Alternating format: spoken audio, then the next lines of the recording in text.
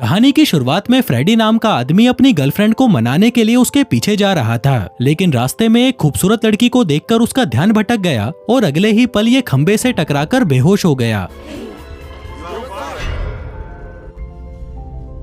जब इसे होश आया तो इसने देखा कि दो लड़कियां इसके साथ फ्लर्ट कर रही थीं। पहले तो इसे लगा कि शायद ये कोई मजाक है, लेकिन ऑफिस पहुंचते ही इसके पैरों तले जमीन खिसक गई, क्योंकि जिस पोजीशन पर पहले मर्द काम करते थे वहां अब औरतें सीईओ और मैनेजर बनकर हुक्म चला रही थीं, जबकि मर्द छोटे छोटे कपड़े पहनकर मॉडलिंग कर रहे थे। घबराया हुआ फ्रेडी जल्दी से अपने घर पहुंचा, लेकिन वहां का नजारा तो और भी ज्यादा हैरान कर देने वाला था। इसकी माँ और बहन जो हमेशा किचन और घर के काम में लगी रहती थीं, वो आज आराम से टीवी देखते हुए दारू पी रही थीं, जबकि इसका पिता औरतों की तरह किचन में खाना बना रहा था। तब इसे समझ आया कि ये गलती से एक ऐसी दुनिया में आ चुका है जहाँ पर औरतें राज करती हैं और मर्दों का काम सिर्फ घर संभालना और बच्चे पैदा करना है। लेकिन ये आदमी इस दुनिया में कैसे पहुँचा और क्या वो यहाँ से निकल पाएगा या नहीं, आइए देखते हैं। तो कहानी शुरू होती है और हम देखते हैं फ्रेडी नाम के एक रईस आदमी को, जिसके पास खूब पैसा था, लड़कियों की कोई कमी नहीं थी और वो शहर के सबसे आलीशान घर में रहता था, क्योंकि वो एटलस नाम की एक एडवर्टाइजिंग कंपनी का सीनियर मैनेजर था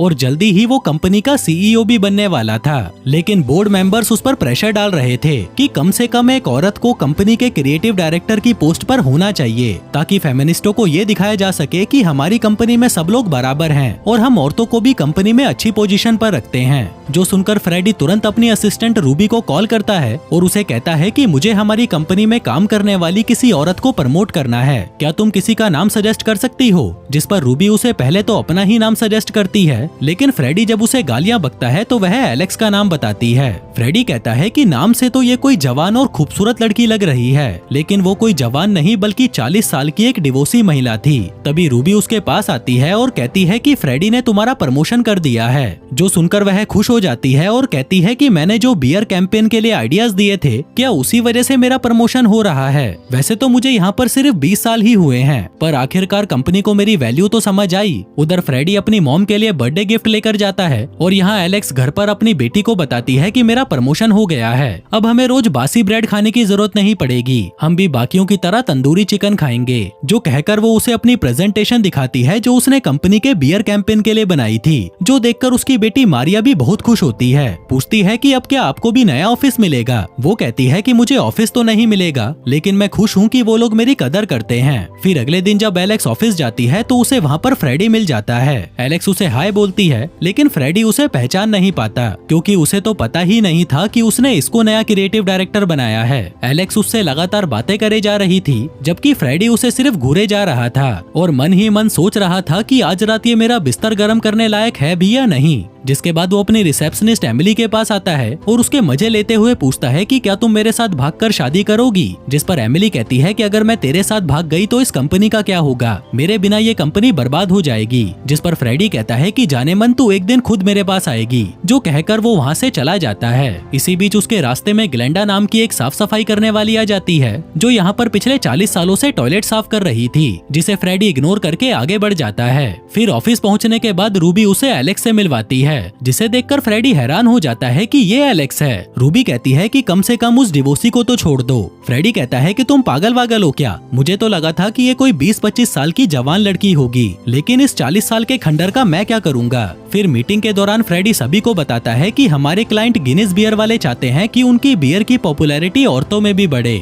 जिसके लिए हमें इसको रीब्रांड करना पड़ेगा और इसकी अच्छे से मार्केटिंग करनी पड़ेगी। लेकिन फ्रेडी की टीम के सभी मेंबर्स तो दिमाग से पूरी तरह पैदल थे, जो उसे उल्टे सीधे आइडियाज देते हैं। एक गधा तो कहता है कि हम गिनीज बियर का नाम बदलकर गिनीज गर्ल रख लेते हैं। तभी एलेक्स कहती है कि इन सब चीजों से कुछ नहीं होता, हमें कुछ ऐसा करना होगा जिससे औरतों को ऐसा लगे कि उनकी भी बात सुनी जा रही है। तभी कालिया कहता है कि हम एक ऐड बनाते हैं जिसमें एक लड़की गिलास उठाती है, बियर पीती है, जिसकी झाग से उसकी मूछें बन जाती हैं, जिसकी हम टैगलाइन रखेंगे कि हमारी बियर पीने से लड़कियां भी मूछें उगा सकती हैं। जिस पर एलेक्स फिर से कहती है कि ये क्या फालतू की बातें कर रहे हो, हमें औरतों को टारगेट करना है ना कि टीनेजर लड़कियों को, जिस पर वो लोग फिर से एक घटिया आइडिया बताते हैं कि हम अपनी फीमेल मॉडल्स को छोटे छोटे कपड़े पहनाकर बियर से नहलाएंगे, जिसको जब बाकी की औरतें देखेंगी तो वो भी बियर से नहाने की जिद करेंगी, जिससे हमारी बियर की सेल तेजी से बढ़ने लगेगी। जो सब सुनकर एलेक्स सोच रही थी कि मैं कहां इन गधों के बीच में फंस गई, लेकिन फिर वो कहती है कि मेरे पास एक और आइडिया है, पर उसकी बातों पर कोई ध्यान नहीं देता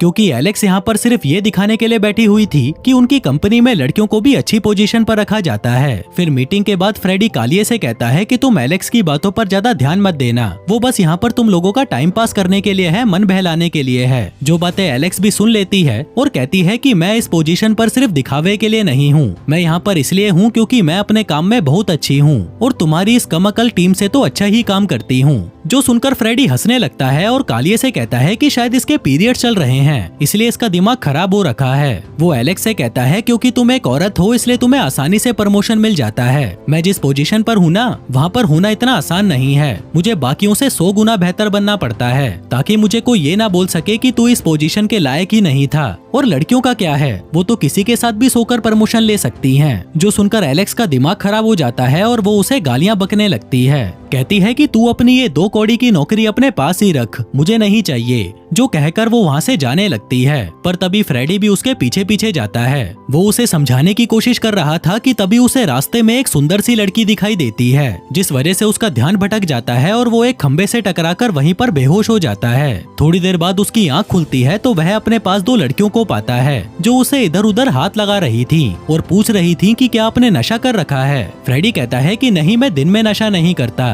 तभी वो लड़कियां उससे पूछती हैं कि क्या हम तुम जैसे खूबसूरत आदमी को ऑफिस तक छोड़ दें। जो सुनकर फ्रेडी को थोड़ा अजीब सा लगता है कि औरतें कब से आदमियों पर लाइन मारने लग गईं। आगे वो अपने ऑफिस में आता है और देखता है कि हर कोई उसे घूरे जा रहा था जैसे कि वो कोई दूसरी दुनिया से आया हो। तभी कालिया उसके पास आता है और कहता है कि भाई तू पागल हो गया है क्या, ये कैसे कपड़े पहन रखे हैं। फ्रेडी कहता है कि तू वो सब छोड़ और ये बता कि तूने ऑफिस में ये कच्छा क्यों पहना है, और अपनी असिस्टेंट रूबी से कहता है कि जाने मन मेरे लिए बर्फ लेकर आओ। रूबी कहती है कि अच्छा सर, और बताओ आपके लिए कुछ खाने पीने का सामान भी ले आती हूँ। साले पहले तू ये बता कि तू एलेक्स के ऑफिस में क्या कर रहा है। इतने में एलेक्स भी वहाँ पर आ जाती है और उससे पूछती है कि तू मेरे ऑफिस में क्या कर रहा है, यहाँ से बाहर निकल और जाकर अपना काम कर। फ्रेडी उससे पूछता है कि तुम यहाँ पर क्या कर रही हो, तुम तो नौकरी छोड़कर चली गई थी ना, वैसे तुम लोग मजाक अच्छा कर लेते हो। तभी एलेक्स उसकी कुर्सी पर बैठ जाती है, जो देखकर फ्रेडी को गुस्सा आ जाता है और वो कहता है कि मैंने तुमसे थोड़ी हंसकर क्या बात कर ली, तुम लोग तो मेरे सर पर ही चढ़ने लगे। तभी वहाँ पर कंपनी का बोर्ड मेंबर लुइस आता है और उसे धक्के मारते हुए वहाँ से निकाल देता है। जो सब देखकर एलेक्स रूबी से कहती है कि शायद इसे हाथ गाड़ी चलाने की जरूरत है क्योंकि आजकल इसका दिमाग कुछ ज्यादा ही खराब हो रखा है। उधर फ्रेडी देखता है कि उसकी रिसेप्शनिस्ट एमिली कंपनी की सीईओ की कुर्सी पर बैठी थी। वहीं मीटिंग रूम में भी सारी औरतें ही मीटिंग कर रही थी, जबकि एडवर्टाइजमेंट पोस्टर पर लड़कियों की जगह लड़के छोटे कपड़े पहनकर पोज दे रहे थे। जो देखकर फ्रेडी का दिमाग खराब हो जाता है कि ये सब क्या हो रहा है। वो जल्दी से बाहर आता है, जिस बीच एक टैक्सी वाली उसे छेड़कर चली जाती है। वो चारों तरफ नजर घुमाता है और देखता है कि आदमी बच्चों को लेकर घूम रहे थे, जबकि औरतें सारे आदमियों वाले काम कर रही थी। वो जल्दी से घर पहुंचता है और पाता है कि उसका घर भी पूरी तरह बदल चुका था। वो सामने पड़ी कुछ मैगजीन्स उठाता है और देखता है कि उसमें लड़कियों की जगह लड़के भरे पड़े थे।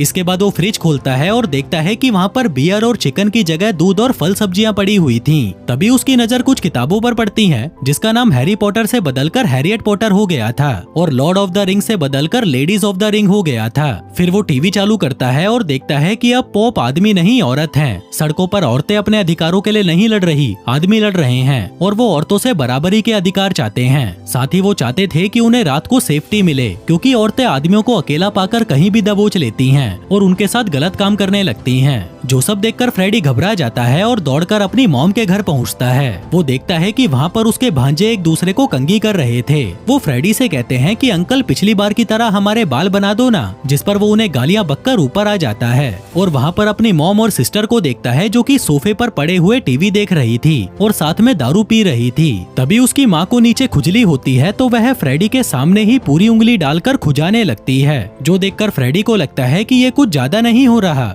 इसके बाद वो अपने बाप को देखता है जो कि किचन में काम कर रहा था। वो फ्रेडी को देखकर बहुत खुश होता है और ऐसी हरकतें करने लगता है जैसे उसकी माँ किया करती थी। जो सब देखकर फ्रेडी समझ जाता है कि वो किसी दूसरी दुनिया में आ चुका है और ये सब उस खंबे से टकराने की वजह से हुआ है, इसलिए वो वापस उस खंबे से टकराने चला जाता है। वो बार बार अपना सर उस खंबे से पीटता है लेकिन इससे कुछ नहीं होता, बस उसके सर पर चोट लग जाती है। आगे जब वो एक बेंच पर बैठा रो रहा था तभी उसके पास एक भिखारी आता है और उसे कहता है कि सब कुछ उल्टा पुल्टा हो गया है। पहले आदमी दुनिया चलाते थे, अब औरतें चलाती हैं। जो सुनकर फ्रेडी चौंक जाता है और उससे पूछता है कि तुझे कैसे पता, तू भी असली दुनिया से आया है क्या? वो कहता है कि हाँ भाई, मैं भी असली दुनिया से हूँ और यहाँ पर पिछले 10 सालों से फंसा हुआ हूँ। अब तक सिर्फ एक ही आदमी है जो यहाँ से वापस गया है। फ्रेडी पूछता है कि ये बता मैं वापस कैसे जाऊँ? भिखारी बताता है कि तुम्हें बदलाव लाना होगा, तुम्हें अपनी कंपनी की उसी पोजीशन पर पहुँचना होगा जिस पोजीशन पर तुम असली दुनिया में पहुँचना चाहते थे। फ्रेडी बताता है कि असली दुनिया में मैं कंपनी का CEO बनना चाहता था। भिखारी कहता है कि फिर तो तुम्हें यहाँ पर भी CEO ही बनना होगा, जिस दौरान तुम्हें अपने आप ही समझ आ जाएगा कि तुम औरतों के साथ कैसा व्यवहार करते थे।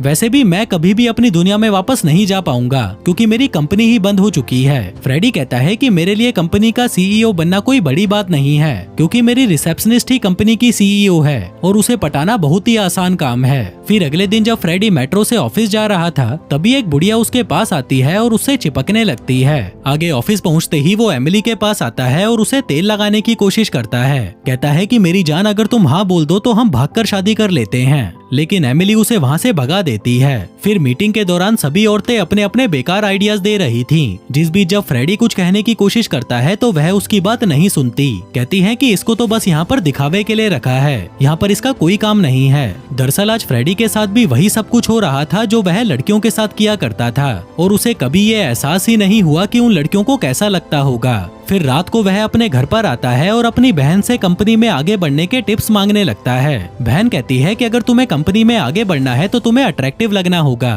ताकि लड़कियां तुम्हें पसंद करें, जिसके लिए तुम्हें वर्कआउट करना होगा, मेकअप करना पड़ेगा, छोटे छोटे कपड़े पहनने पड़ेंगे और छाती और नीचे के सारे बाल शेव करने होंगे, तभी जाकर तुम्हें प्रमोशन मिलेगा, वरना तुम भूल ही जाओ। जिसके अगले दिन से फ्रेडी बहुत सारे छोटे छोटे कपड़ों की शॉपिंग करता है, जिम ज्वाइन करता है और अपनी छाती और नीचे के सारे बाल कटवा लेता है। वो कूड़ा खाने की बजाय हरी सब्जियां खाता है, जिससे होता यह है कि कुछ ही दिनों में उसकी बॉडी और स्किन अच्छी लगने लगती है। फिर कुछ दिनों बाद वो चटक कपड़े पहनकर अपने ऑफिस पहुंचता है और एमिली पर लाइन मारने लगता है, लेकिन इस बार उसकी बात बन जाती है और एमिली रात को उसे अपने घर पर डिनर के लिए बुलाती है। फिर रात को जब फ्रेडी उसके घर पर जाता है तो एमिली उसे कहती है कि अब जल्दी से अपने कपड़े उतार और डांस करके दिखा, जिसको देखते देखते वो खुद को सेटिस्फाई करने की कोशिश कर रही थी, लेकिन तभी अचानक से उसे हार्ट अटैक आ जाता है और वो वहीं पर टपक जाती है। फिर अगले दिन उसका फ्यूनरल रखा जाता है, जिसके बाद कंपनी की मालकिन ग्लेंडा एक मीटिंग रखती है और ये ग्लेंडा वही है जो असली दुनिया में कंपनी में टॉयलेट साफ करने का काम किया करती थी। दरअसल ग्लेंडा ने ये मीटिंग इसलिए रखी थी ताकि वो अगले CEO का चुनाव कर सकें, जिस दौरान फ्रेडी भी ग्लेंडा को भर भर कर मस्का मार रहा था।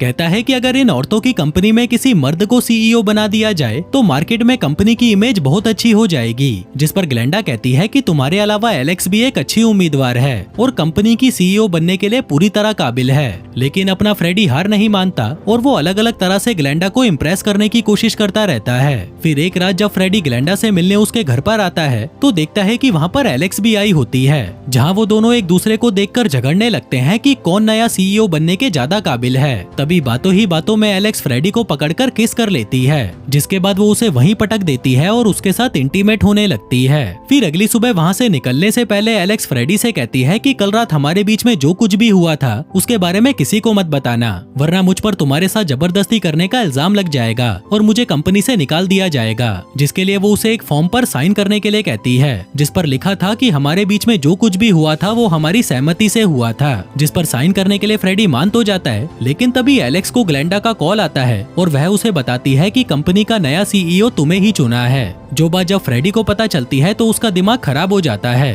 कहता है कि तुम्हें ऐसे कैसे CEO बना सकते हैं, तुमने तो अभी तक खुद को साबित भी नहीं किया, ना तुमने कोई काम किया है और ना ही कोई मेहनत की है, जबकि मैंने इतनी मेहनत की, ऑफिस का सारा काम किया और उनको ये भरोसा दिलाया कि मैं इस पोस्ट के लिए बिल्कुल परफेक्ट हूँ, लेकिन फिर भी उन्होंने तुम्हें चुन लिया। क्या घटिया लोग हो तुम यार। एलेक्स कहती है कि हम लोग घटिया है ना, तो तुम्हें हम घटिया लोगों के साथ काम करने की और जरूरत नहीं है, क्योंकि मैं तुम्हें अभी के अभी नौकरी से निकाल रही हूँ। जो सुनकर फ्रेडी को एहसास होने लगता है कि औरतों को क्या क्या सहना पड़ता है। अगर तुम किसी के फायदे की चीज नहीं हो तो तुम्हें वहाँ से निकाल दिया जाएगा, और जैसे तैसे करके तुमने कुछ हासिल कर भी लिया तो लोग तो यही कहेंगे कि लड़कियों के लिए बहुत आसान है, किसी के साथ सो गई होगी और प्रमोशन मिल गया होगा। फ्रेडी को एहसास होने लगता है कि वो भी अपने ऑफिस में लड़कियों के साथ कुछ ऐसा ही करता था।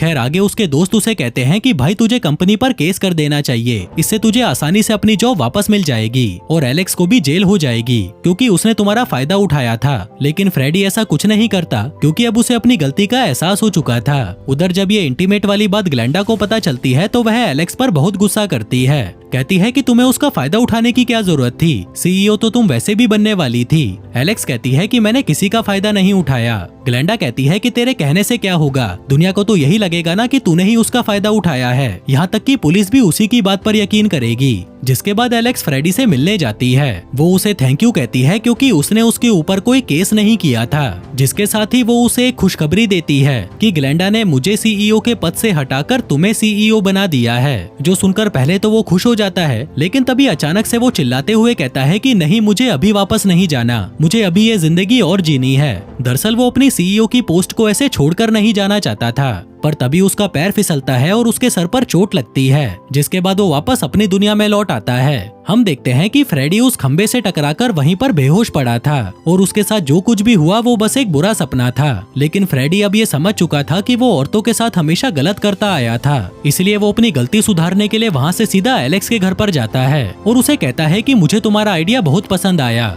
एलेक्स कहती है कि फिर तुम्हें सुबह क्या हो गया था, तब तो तुम्हें मेरा आइडिया बिल्कुल पसंद नहीं आया था। फ्रेडी कहता है कि देखो तुम नौकरी मत छोड़ो, हमारी कंपनी को तुम्हारी जरूरत है, मैं तुम्हें सैलरी भी उतनी ही दूंगा जितनी एक मेल क्रिएटिव डायरेक्टर को मिलती है। एलेक्स कहती है कि ठीक है, लेकिन अब मैं कैबिन में नहीं बैठूंगी, मुझे खुद का ऑफिस चाहिए। जिस पर फ्रेडी पहले तो थोड़ा झिझकता है लेकिन फिर मान जाता है। एलेक्स पूछती है कि पिछले 3 घंटों में ऐसा क्या हो गया जो तुम मेरी हर बात मानने को तैयार हो। फ्रेडी कहता है कि कुछ नहीं, बस मेरे सर पर थोड़ी सी चोट लग गई थी, मुझे होश आया तो मैं एक अलग इंसान बन चुका था, एक बेहतर इंसान जो औरतों की इज्जत करता है। जिसके बाद हम देखते हैं कि एलेक्स के आइडिया की वजह से कंपनी की सेल तेजी से बढ़ने लगती है। जिसके बाद जब कंपनी के सीईओ को चुनने की बारी आती है तो फ्रेडी अपनी जगह एलेक्स का नाम सजेस्ट करता है और कंपनी का नया सीईओ एलेक्स को बना दिया जाता है। जिसके बाद फ्रेडी और एलेक्स रिलेशनशिप में आ जाते हैं और दोस्तों इसी के साथ ही ये कहानी यहीं खत्म हो जाती है।